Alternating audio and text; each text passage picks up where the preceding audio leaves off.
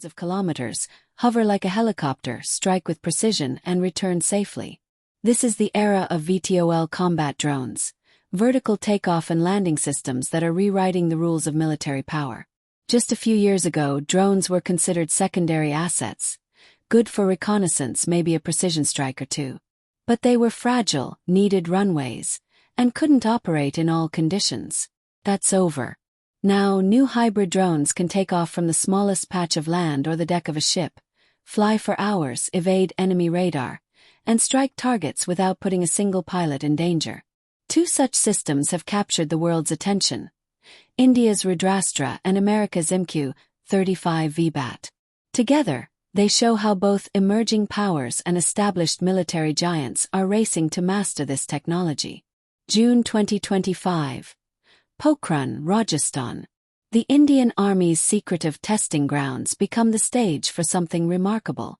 Engineers from Solar Defense and Aerospace Limited unveil a sleek, angular craft with folding wings. The Rudrastra doesn't roar to life. It hums.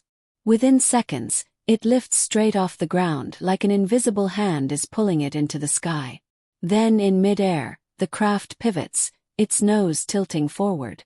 The hum deepens into a whine as it accelerates toward the horizon. This is no ordinary drone.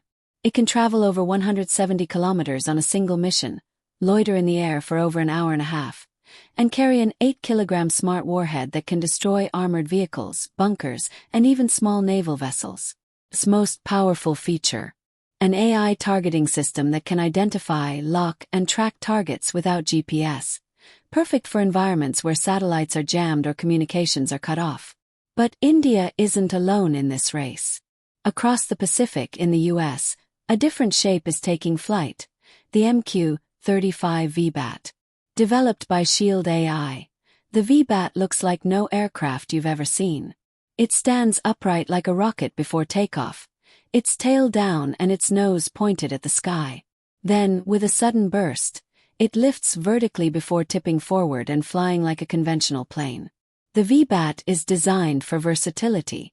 It can launch from a ship's deck, a jungle clearing, or even a moving truck.